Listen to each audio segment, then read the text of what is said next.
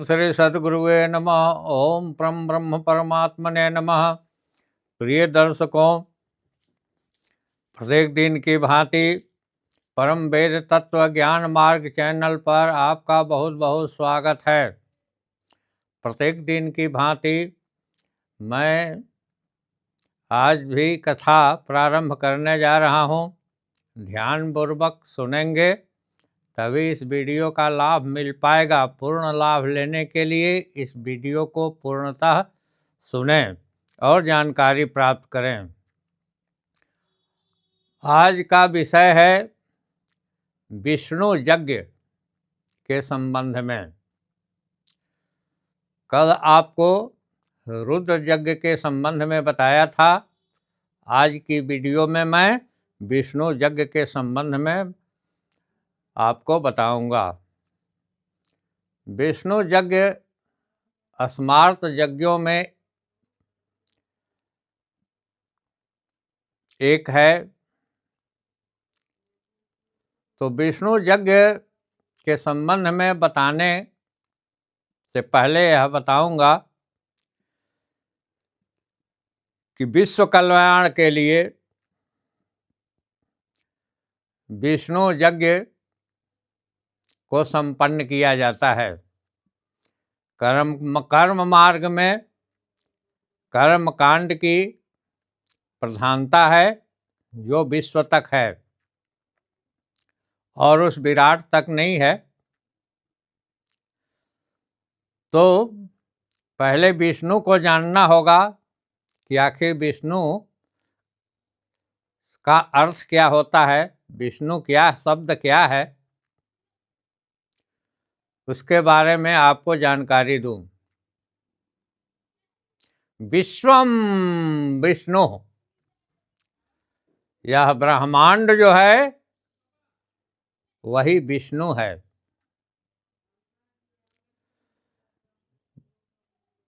विष्णु शब्द संस्कृत के 20 धातु से बने हैं।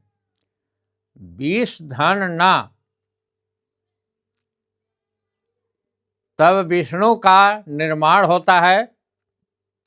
विष्णु का अर्थ होता है जो विश्व में व्याप्त है, जो ब्रह्मांड में व्याप्त है, जो कण कण में व्याप्त है, जो इस ब्रह्मांड का पालन करता है, पोषण करता है, जिसके हाथ में भरण पोषण की सारी व्यवस्था है, जिसका दायित्व है सृष्टि का पालन और पोषण करना। तो पालन पोषण की आवश्यकता पूरे विश्व के सभी चराचर के व्यक्तियों की परम आवश्यकता है। इसलिए विष्णु की प्रसन्नता के लिए यह विष्णु यज्ञ किया जाता है, जिसमें विश्व कल्याण सन्निहित है। दूसरी परिभाषा, यह सर्वाणि भूतानि चराचर व्याप्नोति सह विष्णु। फिर दोबारा ध्यान से सुनेंगे। यह सर्वाणि भूतानि चराचरणानि व्याप्नोति सह विष्णु, जो इस चराचर में व्याप्त है, जो सभी प्राणियों के अंदर बसा हुआ है आत्मा के रूप में, वह विष्णु है। तो बाहर की विष्णु की प्रसन्नता हमारे अंदर में बसे आत्मा के रूप में विष्णु की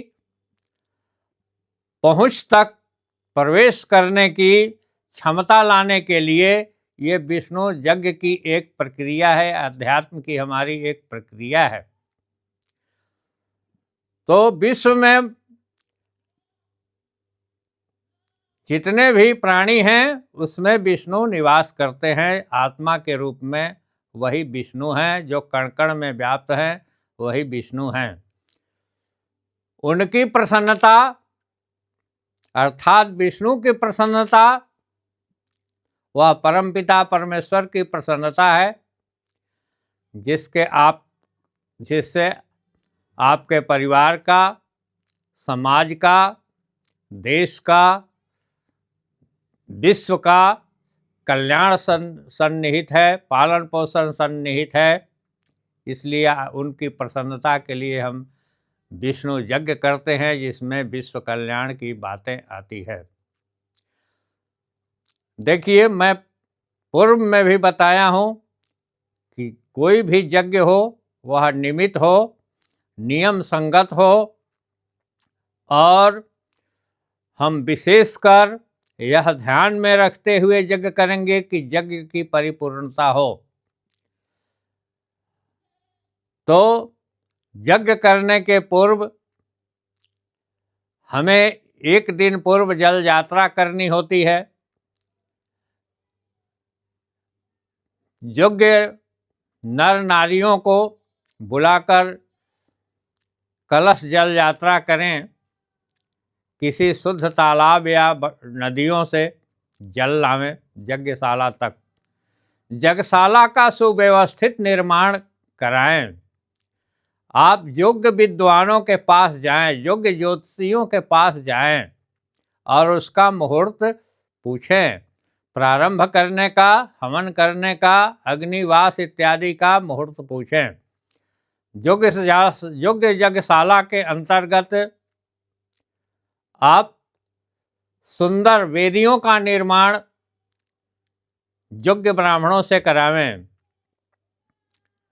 और विष्णु यज्ञ में बीच में कुंड होते हैं और वेदियां होती हैं। नवग्रह वेदी, विष्णु वेदी जिसको सर्वतोभद्र मंडल वेदी कहते हैं, जोगिनी वेदी, वास्तु वेदी, क्षेत्रपाल वेदी इत्यादि इत्यादि वेदियां होती हैं। विधिवत सभी देवताओं की स्थापना होती है और पूजा की जाती है। पूजा निमित्त होना चाहिए। विष्णु यज्ञ 3 तरह के होते हैं।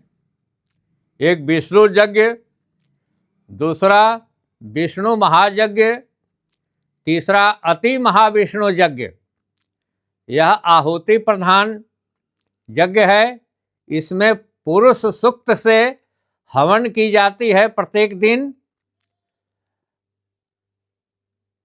तो पहला विष्णु यज्ञ।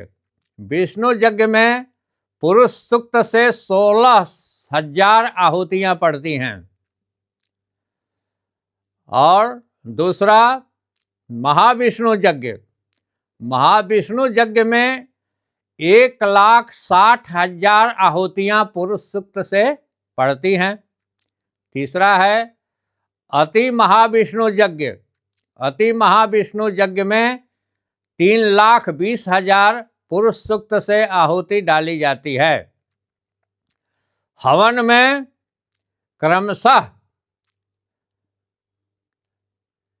विष्णु यज्ञ में 11 मन साकल्य, महाविष्णु यज्ञ में 21 मन साकल्य और अति महाविष्णु यज्ञ में 55 मन साकल्य की आवश्यकता पड़ती है। और योग्य ब्राह्मणों के द्वारा वह आहुतियां डाली जाती है। यज्ञ के पूर्णाहुति के दिन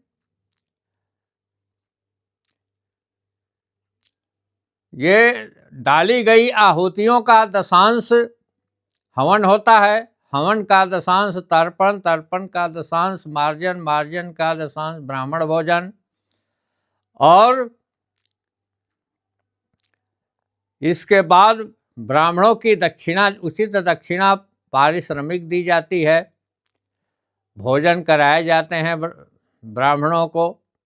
अन्य लोग भी भोजन करते हैं यज्ञशाला में। यज्ञशाला में ऐसी कोई बात नहीं है, न वहाँ जाति पाति का भेद है, न उच्च नीच का भेद है, न नर नारी का भेद है। किसी प्रकार से भेद रहित जो यज्ञ होता है, यज्ञ की पूर्णाहुति होती है। विद्वानों के द्वारा प्रवचन ज्ञान प्राप्त किए जाते हैं।